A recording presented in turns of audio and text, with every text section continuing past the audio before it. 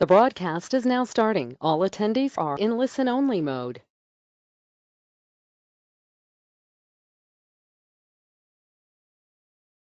This webinar will begin shortly.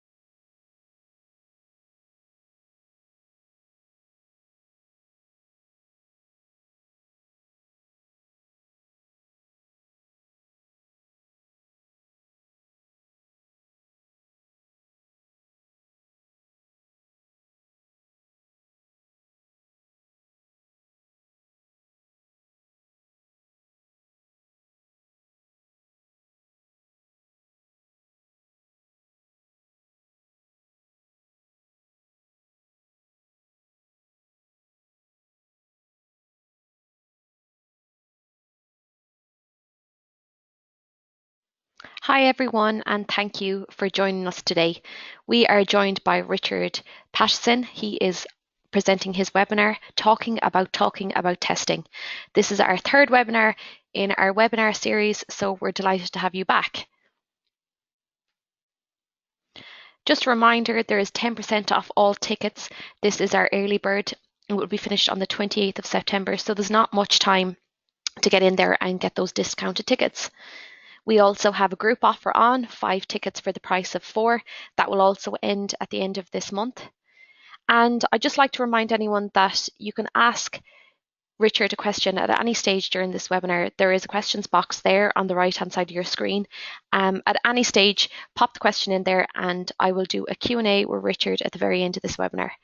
So without further ado, I'll hand over my screen.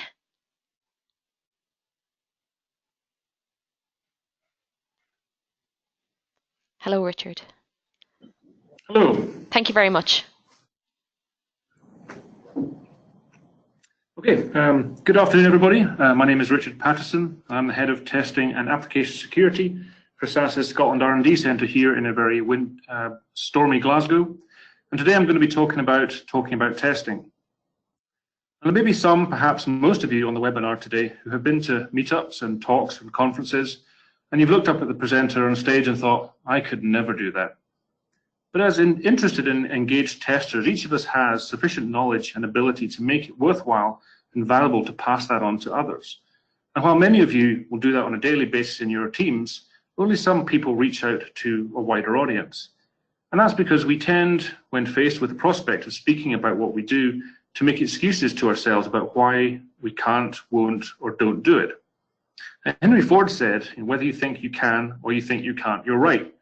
Bruce Lee has said, if you think a thing is impossible, you only make it impossible. So my aim today is to convince more of you to dare to talk about testing, to consider it something other than impossible. I'm going to do that by examining some of the excuses that we offer, mostly to ourselves, when we're challenged to speak up and speak out. So let's get started. So the first excuse that we tend to make is, well, I don't know enough about testing. And so that kind of begs the question, well, how much is enough? Can you somehow measure how much knowledge you have? Can you have too much, too little? To put it this way, there are 7.5 billion people on the planet right now, each of them generating information every second of the day. There are probably at least as many billion devices in the world right now doing the same thing. Now, even if the merest fraction of that information is of use to you, there's no way that you can possibly consume and assimilate all that information.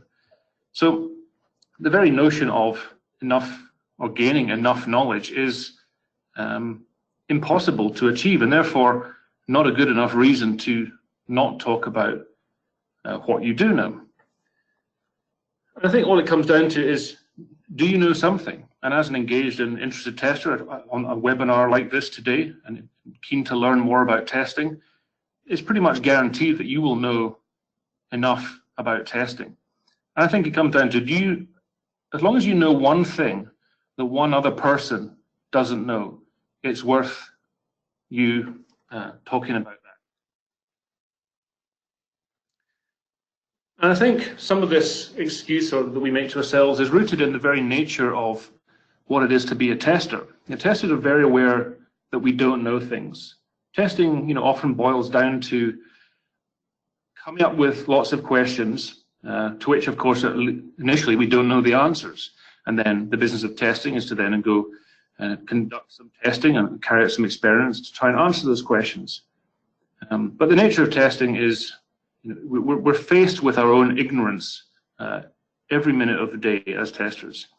And so if you imagine, if you spend your day sort of chiseling away at the coal face of your own ignorance and faced with lots of questions to which you don't know the answers, it can become,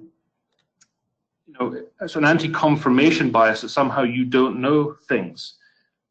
And what you need to do is sort of look around behind you every so often at the sort of mountain of information that you've developed as a tester that you pass on to your team. And just bear in mind and remember that all that information and value that you're adding to the team, you developed that. And so you do know enough about testing. If you're a good tester, as I'm sure we all are, and you're on a webinar such as this today, you know plenty. You certainly know more than enough to make it worth your while for you and also for everybody else in the test community to learn from what you have to say. The next excuse or the next worry is, well, they'll find out I don't know what I'm talking about. And I think there's a couple of things that that sort of feed into this particular excuse. And the first is that it seems to be that most testers fall into testing. It's a phrase that you hear very often when you ask testers how they came to be a tester, like somehow testing is a pit that we're all fallen into and we can't get out. So none of us went to university or to college to be a tester. There's no courses that I'm aware of that teach you to be a tester. Most of us will have a degree probably of some form or another. But perhaps the fact that none of us has a piece of paper from a university somewhere that says Masters in Software Testing or Bachelor of Software Testing, perhaps that feeds into maybe the sense of worth in the information that we do have. In a world where certainly the developers we work with will all have a degree that somehow affirms the knowledge that they have as being formal and important. And also here I'm talking about imposter syndrome. It's a thing that crops up very often in testing talks and presentations that you see. And if you've not come across the term, it's the tendency of high-performing individuals to devalue or to the information that they have or the things that they do.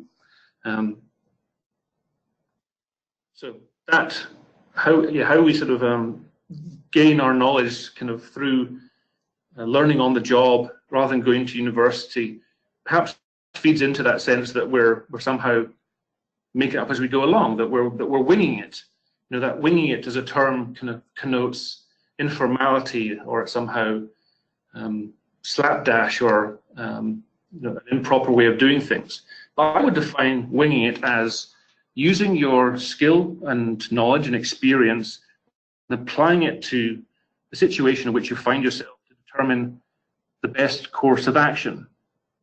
And when you define it like that, winging it sounds like an entirely sensible and context-aware approach to doing testing. Rather than simply following a dogmatic approach, you are considering every aspect on its merits and taking the approach that you think works best.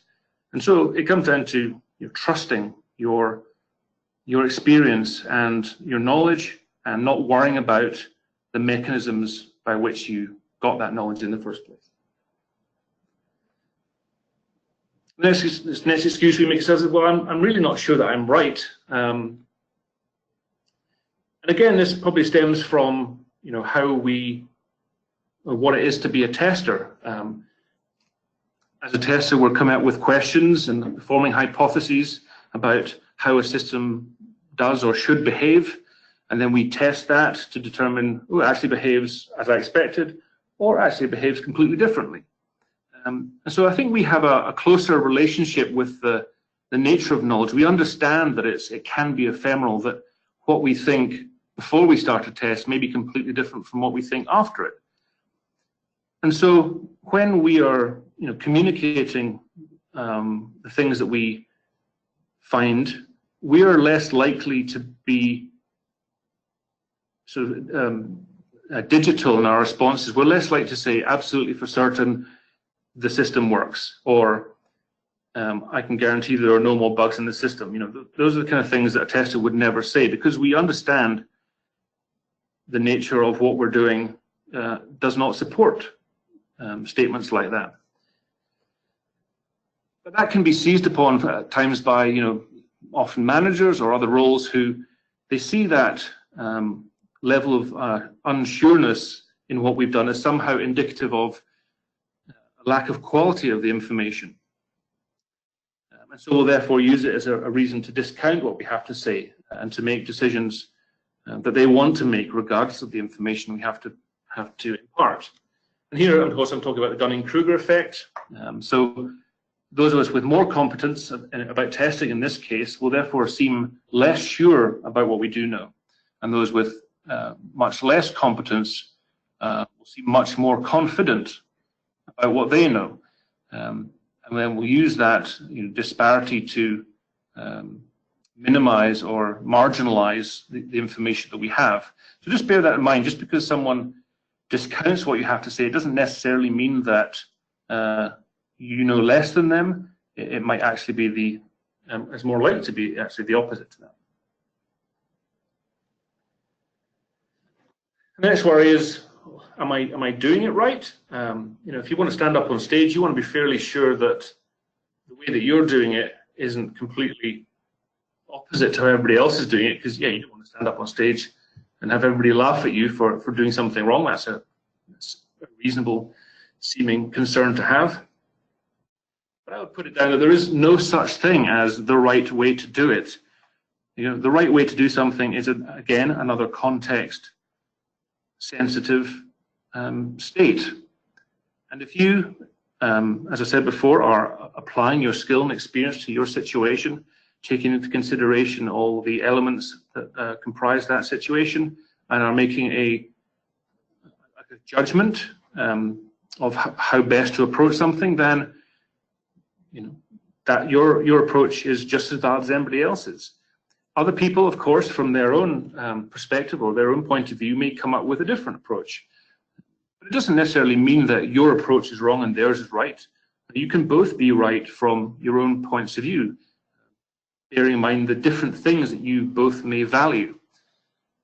So again, just because someone else says you're doing it wrong does not necessarily mean that you are. It just means that you're focusing on different things and you're approaching it from a different way. There's many ways to skin a cat, as they say.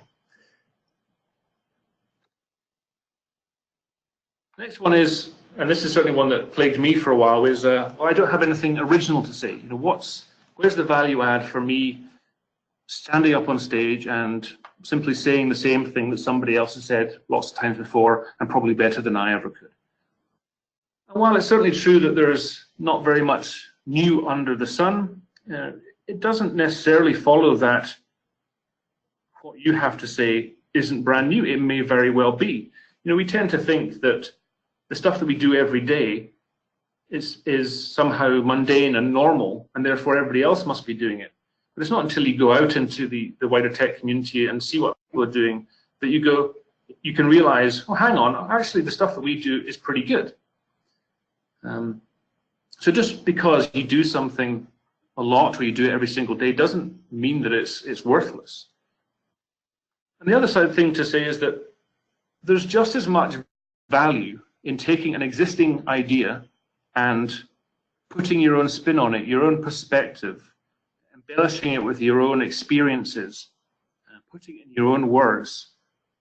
If you can take an existing idea, repackage it, and make it accessible to one other person, you've given that idea a new lease of life. You've made it resonate in a way that it never did before, with a whole new audience.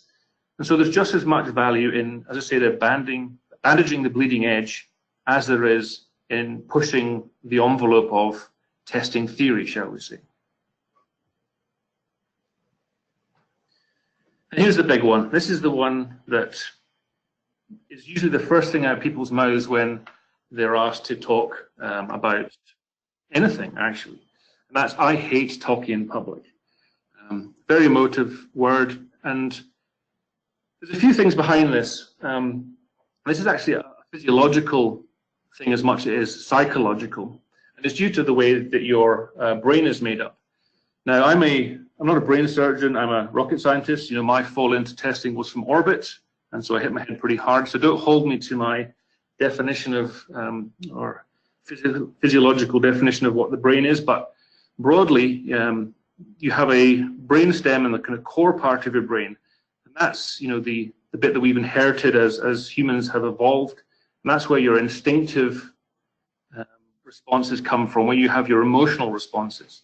And then as Homo sapiens has evolved, around that core part of the brain has grown the kind of logical thinking part of the brain. And so when you consider, or somebody suggests that you talk on stage, the first response you have is from your animal instinctive brain. And your animal instinctive brain goes, ooh, that's a new situation. I need to protect the individual, so I'm going to put out a fear response that makes them avoid that situation because it could be dangerous. Now, and that's just your brain lying to you that it's scary and it's dangerous to protect you from an unfamiliar situation. But the good thing about the brain is that you can lie back to it, which seems counterintuitive, but let me explain. Your thinking, logical outer brain is much more powerful than the instinctive brain, so you can override that fear response. And what you have to do is to visualize or construct a real enough seeming visualization of the situation. So you imagine yourself on stage, you're talking in front of lots of people, you're confident, it's going really well. If you can construct that visualization well enough, you can trick your animal brain to not have a fear response. Now, if you think that can't possibly work, you know, consider going to the movies. You go and watch a film, you laugh, you cry, and have emotional response. But logically, you know that it's not real. But you know, because that simulation, that visualization is real enough, you know, it can drive that response. So if you can control and visualize success and a non-scary environment, you will not have that fear response, and so you won't hate talking in public. The next concern is, well, what happens if I screw up? It's a fair concern. There's a few things to bear in mind here, and the first is everybody in the room wants you to succeed. They're there to listen to you. They want to hear what you have to say. We've probably all been in situations where we've listened to talks and the presenter is having a nightmare. It's not going well. They're flustered, they're flapping. And it's weird for everybody. We all feel uncomfortable in that situation. You know, we're all mentally hoping and sending good vibes to them to pick it up and to get back on track. Because it's weird for everybody, and actually what we're there for is to hear what they have to say. So everybody in the room is on your side and wants to hear what you have to say. The other thing to bear in mind is if you're up on stage, somebody chose you to be there. In one way or another, you said you provided some information that you wanted to talk about, and somebody goes, yes, that has value. I'm going to give you some time in front of the audience to impart that knowledge. So somebody has already seen the value that you have and has given you an opportunity to present it. And the next thing is maybe you're worried you get to the Q&A part of the session and somebody's going to ask you a hard question. The best thing to do is, if you don't know the answer, you just own it. You say, that's a really great question. I don't have a really good answer for you now, but let me get back to you. And then follow up with that response when you've had some time to think about it. The important thing here is to be honest and open about the knowledge that you have. Obviously, as testers, we understand the nature of knowledge. If you get caught in a lie or making up a response, people can tell. And the problem that then means is that they will then doubt everything else you've said. So the best thing to do is just to be open and honest and to follow up once you've had some more time to think about it. And the golden rule for presentations is, if you're going through hell, keep going. If you're messing up, if you forgot a whole slide, if you missed out talking about a whole bullet point, don't tell the audience. The audience only knows that there's been a problem if you tell them. They don't know what you're going to say. They don't know that you missed a part. If you have logistical issues or slide problems, again, deal with it, don't reference it, and keep things going as smoothly as you can. If you pull people out of their focus on what you have to say and draw it to issues that they are having, you're then getting in the way of the information that you're trying to impart. The next obvious worry is, well, I'll be rubbish at it. I've never done this before. I don't want to go up on stage and look stupid in front of lots of people. Well, that's not a good reason. The first step to mastering anything is to suck at it for a little bit, at least. Nobody springs into the world a fully accomplished driver or ballet dancer. We can't even walk or speak when we're born. It takes time to learn these skills. And talking about testing or anything else for that matter is a set of skills that you need to learn. And so as you go through and learning these skills, you will have setbacks. There will be sessions that don't go well. But the important thing is how you deal with it. And this is a favorite quote of mine from Rocky, which is, it's not about how hard you hit, it's about how hard you can get hit and keep moving forward. And that's about how you deal with the negative situations that may come up, or the problems that you encounter, or the mistakes that you make. The key thing to do in this situation, as in any situation in life where negative things happen, it's about learning from that situation and using it to do better the next time. And if you're worried about the price of failure, if you think standing up on stage and it not going well is too big a price to pay, then you don't just start small. Talk to your team. At home, talk to your cat. It doesn't have to be a huge room of people at the start. Start with the people you work with on a daily basis who are definitely all on your side, and work your way up from there. So at this stage, hopefully I've debunked or got rid of most of the excuses that people come up with, and now you're feeling the pressure that you've run out of excuses, and now I'm forcing you to commit to talking about testing. So I'm not really, but I would really like you to consider it. There's a few different reasons why I would like you to consider it. And the first thing is putting together a talk, or preparing for a talk as much as anything, is a great personal development opportunity. There's lots of new skills that you'll have to pick up. Just the mechanics of presenting a talk. It's a different social construct to simply talking to your team. There's slides or material to put together. There's chances there'll be things that you need to research to make sure that your talk is fleshed out and has lots of good information in it. And all those things that you will then learn as you go along sort of feed into your own confidence. Again, that's an important thing to have as a speaker. You want to be able to, if you can project confidence that you are happy talking about what you're doing and that the information that you have is good, solid information, your audience will pick up on that, and they're much more likely then to sort of take that information on board. Again, it comes down to that psychological thing of humans as a kind of group animal. If there's some nervousness in that communication, then we tend to sort of back away from that situation. So as a presenter, it's about projecting confidence, and that all comes from good preparation. And finally, it's a really good chance to give back to the community, and whatever community that might be. It might be to your team or your company where you work, or it could be a local test community or the broader national or international test community. You know, most of us will have gained some information through one way or another, this webinar being an example, from the test community of all the information about testing and testers out there. And this is a chance for you to give back.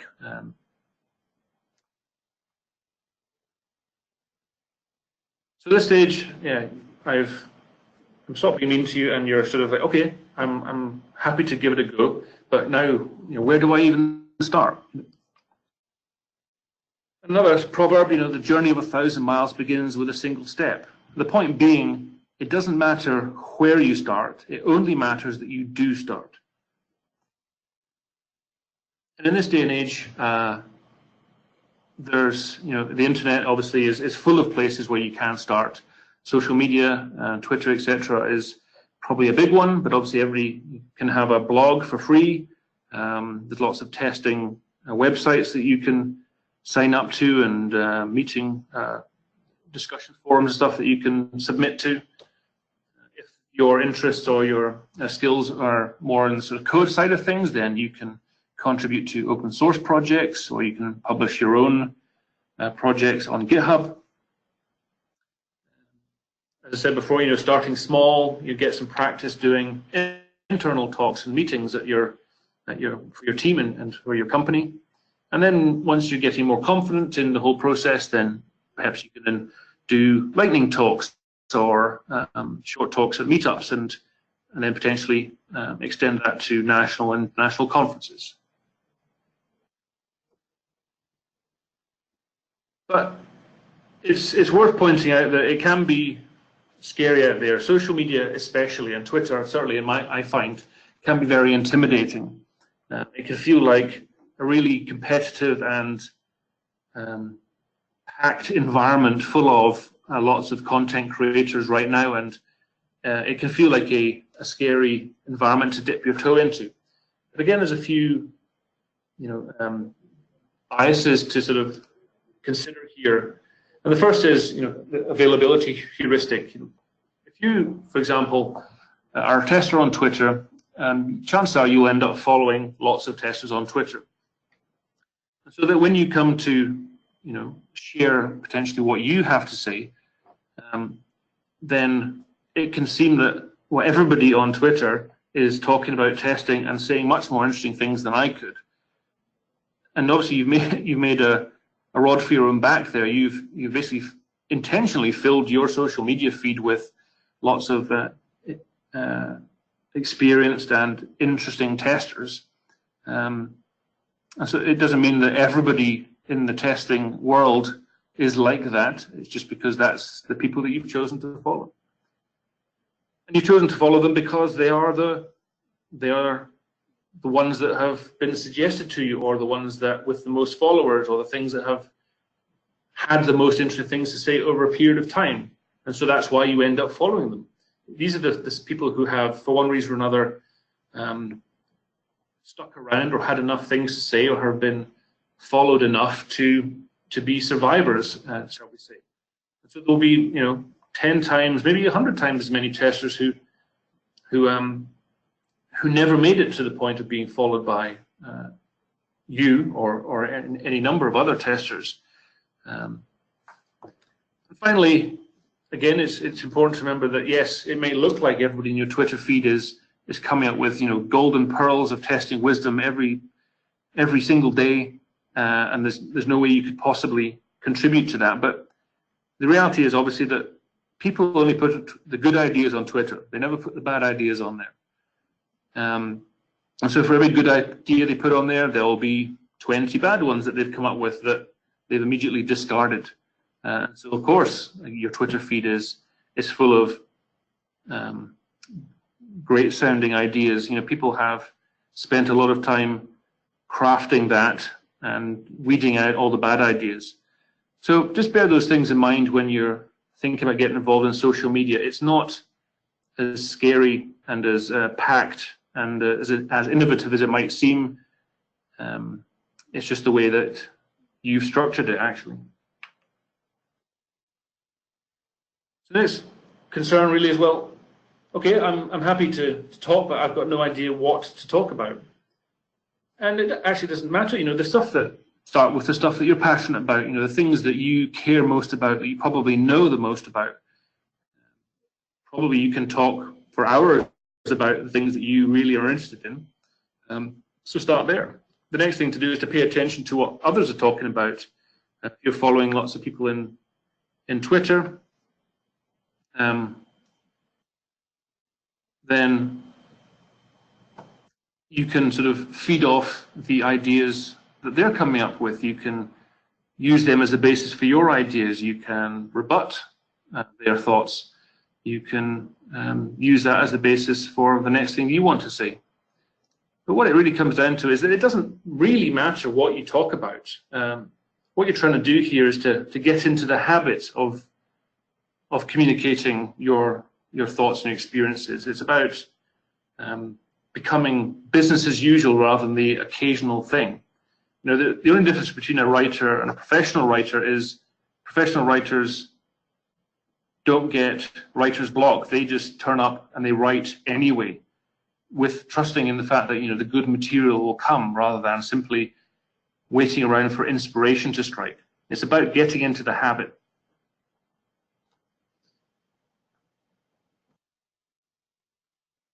Okay, so I've filled you with, I've got rid of all your excuses, and I've filled you with enthusiasm. So let's have a quick recap about where we are. So first thing to remember is, if you're on this webinar, hopefully that means you're an engaged and interested tester. That means you've got lots of knowledge and experience and skill that you could present. So you know plenty about testing, and there'll be many, many people out there who want to hear what you have to say and hear about your experiences and hear from you as an individual. They don't want to hear just words on a screen. They want to hear personality. They want to hear experiences. They want to hear your character and your charisma come across. Those are the talks and presentations that are the most engaging, when you're hearing from a person. You're not just listening to somebody read words off the screen. It's a chance, as I say, to put your perspective on things. That will help you engage people with the material much better than, as I say, simply reading words off PowerPoint. Bear in mind that if you're nervous or scared or having these kind of emotional responses or instinctive responses to the situation, bear in mind that that's your brain trying to protect you, but you can control those responses. It's all about preparation and visualization, just tricking your brain into realizing that the situation, standing in an air-conditioned room on a podium that's not that high off the ground, isn't that scary a situation to be in, really. So the final thought I want to leave you with today is the most important step in this whole process that ends with you standing on stage somewhere and talking about testing.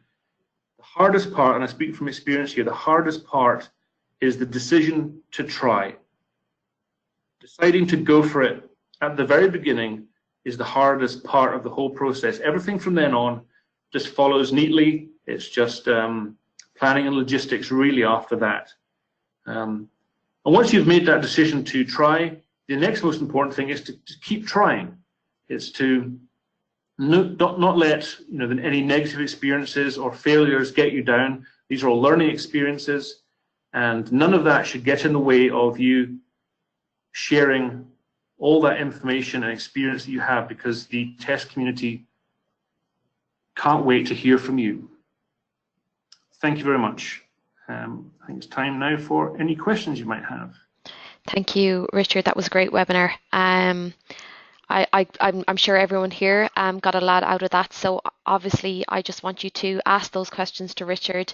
The question box is open there on your right-hand side of your screen. So there's still time, and I'll get to the Q&A in just a second. There's still 2 webinars left in our series. So Thursday and Friday, if you haven't registered, please head over there now and register for both those. And questions. Okay, great. I'll just open up my question box here. We've a few in. Okay. I'm giving a talk to the development team. The topic I was given was something about testing. Any tips on how to talk to non-testers about testing? That's a great question. I have done that myself, and it was about, the way I approached it was, I wanted to try and explain to non-testers what testing is like, because developers usually don't, certainly not in university, they don't get told, everybody I've talked to, they don't get to hear very much about what testing involves. And if they do, it really extends to sort of developer and unit testing. So what I would suggest then, depending on how closely you work with your developers, is maybe just teach them about what the reality of testing is. I think when I did it, I was talking about some of the misunderstandings about testing, what testing cannot do, what questions it can't answer, what testing is like. My analogy was, testing is like being helicoptered into a clearing in the middle of the jungle and being asked to go out into the jungle and find something. And it's all about, well, in that situation, there are a huge amount of unknowns. You've got to go and look behind all the trees, if only to find out that looking behind the tree wasn't worth it.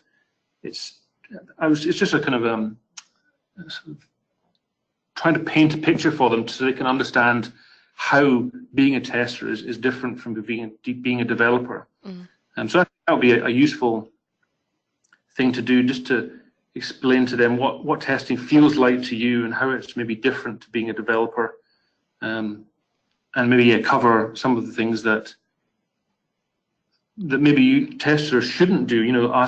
Making the decision to release, for example, maybe it's not something that testers should do, or being asked to assure that there are no bugs in the software, again, not the kind of thing that testers should be answering. Yeah. So I would maybe just think about the differences and any bits of knowledge about what testing is like for you that they may not know. Okay. I've recently started applying to speak at conferences. However, a lot of the talks that get accepted seem to be by the same people, amazing speakers who I've admired for years. What advice would you give to a new speaker who has not yet had the opportunity to prove themselves? That's a good question. It's certainly something that I maybe observed as well, and perhaps easily put across to an organizer who is one of those great speakers. I think what you can do is perhaps make a bit more of a name for yourself, perhaps through other means.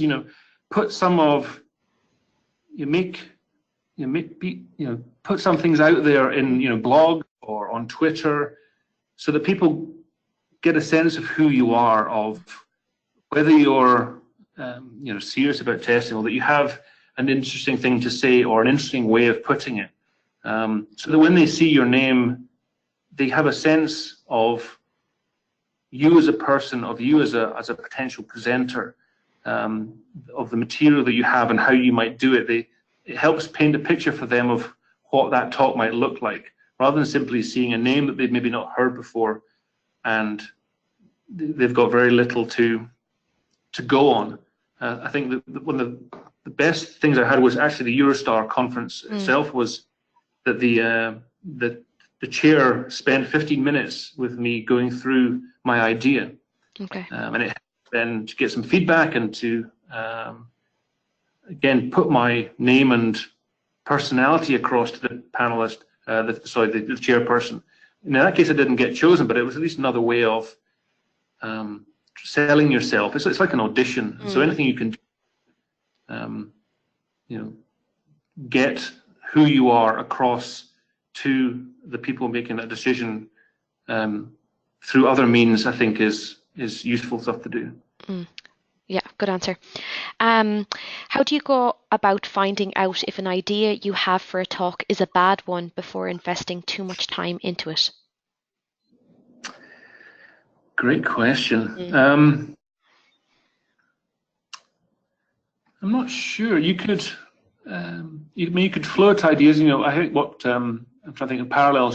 Stand-up comedians tend to do, nights where they run through new material to, check to see if it's funny before they, do their use of it. For example, you could do a similar thing. You could, potentially put it up on Twitter and see what people think. You don't have to go through the whole thing, but you can maybe summarize and see if anybody sort of doesn't like it or thinks that the premise is wrong. If you can get feedback even from peer testers, whether that's on social media or in your own company, just get a sense check from people whose opinions that you value, and see what they say. But if failing all that, you don't have to. The lead time between you putting a talk in and it maybe getting accepted to actually having to deliver it is several months for the most part. And so you don't have to invest a huge amount of effort to put an abstract together. If on the strength of that abstract, if you get chosen, you'll have then time to put the work in. And at that point, it's not an investment that may not pay out. At that point, it's a done deal.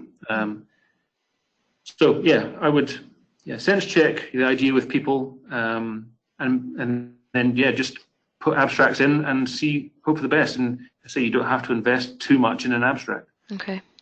How do I know if a topic is relevant for a conference other than a generic title being announced? Some conferences will put out a theme. It may only be a couple of words. And so you can then obviously see if a conference is, or the talk you have will work for that conference. It may be that you can tweak your idea or tweak your talk to focus on an aspect of it that better fits with the topic of that conference. But if the conference doesn't have a theme, then you just submit it. And if the talk doesn't work for the speakers, then that's just the feedback you're going to have to take.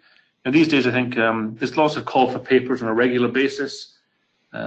Some conferences have a continuous call for papers. So again, it's a little bit like sending out acting resumes. Perhaps maybe you just need to put your ideas forward, kind of maybe a shotgun approach, and eventually you might get one that sticks. The idea lands with somebody. But you can certainly tailor your talks to focus on an aspect of it that works better for a conference theme if there is one.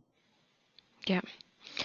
How do I talk about testing with dispassionate testers who are conditioned to test as a means of living? As a means for living, sorry. That's a great question. Yeah. So that feels like you've got there's a cultural situation there. It feels like, testing is not,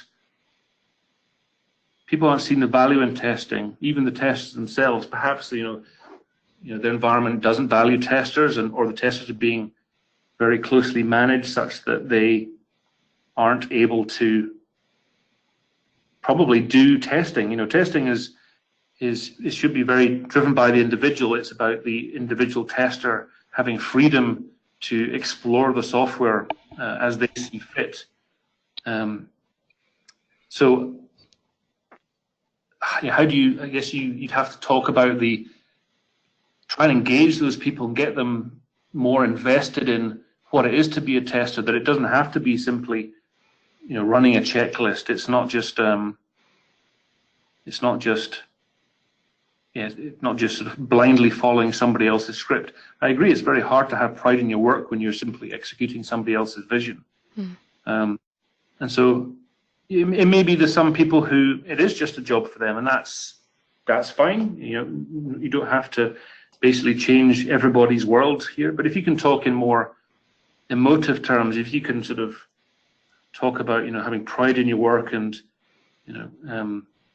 having more engagement with it, it feels like there's cultural change that you can maybe spend more time on trying to improve what it is to be a tester in that organization, to then have the testers will then be more hopefully receptive to the things you have to say. Okay. At what point should your career progression take over your enthusiasm for the current software you're testing? Ooh, I'm not quite sure what that means. So at what point should your career progression take over your enthusiasm for the current software you're testing? I suppose. When do you decide to turn your back on it? I think you can do both at the same time. You can, I'm a tester on a daily basis, as well as being head of testing for a test organization. And so as I get, more senior, or looking for more senior opportunities, and get involved with doing test conferences, etc., and doing more external focused things, yes, those feed into my career and the way that I want to go, but it also helps me be a better tester. So I don't think you necessarily have to put aside testing software to progress your career. Now, I guess if you're doing in the management route, then yes, you probably are having to take a step back from doing testing every day because you have a test organization to manage. But having, I guess, been down the test management route and maybe stepped away from testing for a bit, in order to manage testing well, or manage anything well, you still need to understand what it's like for the people doing it, so that you can help them. Management is about empowering and helping the people doing the work to do it as efficiently as possible. And to do that, you probably need to understand what it's like for them and what their impediments are, and then do what you can to remove them. So I'm not sure I'm super answering the question, but yeah, I think you can do both. And in order to do that more career, to get your career moving, you still need to do the job of do your day job of either testing or looking after your testers well. If your team does well, you will do well. Yeah. As a tester, how do you make your footprint on GitHub more relevant? So again, so relevance, obviously, you're trying to meet a need that the test community has. So I guess I'd point to a guy called Danny Dainton, who has quite a popular GitHub project for using Postman. Obviously, API testing is very prevalent these days, and Postman's a very common, because it's free and a very good tool for doing that work. And so he's sort of seen that that's a need that, or a thing that testers are doing a lot of, and has put together a GitHub thing for that. So again, it's being aware of what testers are doing, what problems they need solved, and just putting out there. Again, he's putting that stuff out on Twitter, and if you're adding value, if you're putting things out there and that are useful to people, people will find it, and they will follow you. So if you can add value, the increased visibility will naturally come from that. So yeah, find a niche that you can exploit, or value you can add, and the rest will come, I think. Okay. Do you have any tips on how to influence reserved testers who usually don't like to share, to be more open and share their experiences with the test group? I think in that case, what you're looking at is to try and, if they're reserved, or it's maybe because they may be shy, they may simply not, or be introverted, or simply not want to seem boastful about what they know. I I think that comes down to providing an environment or opportunities or situations that don't sort of exacerbate those sort of personal tendencies, or enable them to feel safe in talking about what they do know. And so it's maybe about, you know, keeping it small, and it's limited to a fewer amounts of people. It's you know, smaller rooms. Again, you're trying to get over a kind of psychological barrier. That person has the information, but for whatever reason, they're choosing not to, or it's too, you know, the price of doing, you know, talking about what they know is they're perceiving that as too much, too high a price to pay. And so you're going to have to, I guess, and that's for you to do, is to try and understand about that person, of, you know, what are those impediments, and then provide whatever opportunity you can to enable them to remove those impediments. So yeah, I think that's what it comes down to. Okay, thank you. And last question: do you find the ISTQB certifications, namely the advanced ones, very important in a tester's CV? How important are those in regards to getting visibility as a professional tester? I don't view them as very important. Yeah. The more the intermediate and advanced levels, I think, certainly have more value than the obviously the foundational levels.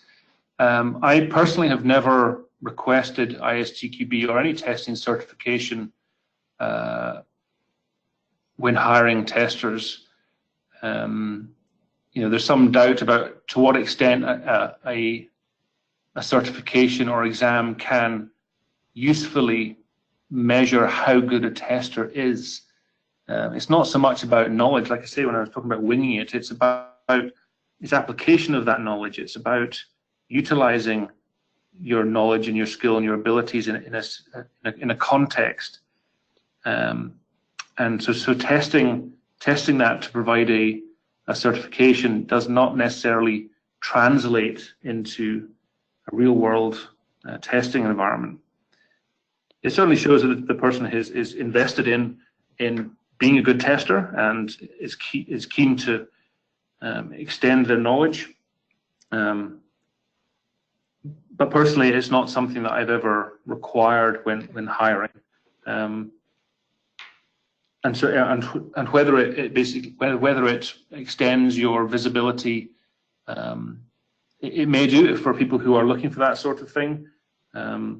But I guess the reality is for those people who don't value or view it as lacking value, it could potentially count against you in the worst case. So yeah, to answer the question, it's not something I would value super highly. I'd think more about the individual and what they can do for me in the sort of real world, as it were. Yeah. Great, thank you so much. I really appreciate you taking that time now to answer that abundance of questions. Thanks again for this webinar. It was really great, and the recording of this webinar will be available on the very same landing page that you registered for it in just about an hour's time, and you'll get an updated email with that recording too if you want to go back and rewatch this. Thanks for your time today again, Richard. My pleasure. Thank you, everybody. Thank you, and we'll speak soon. Thank you. Bye.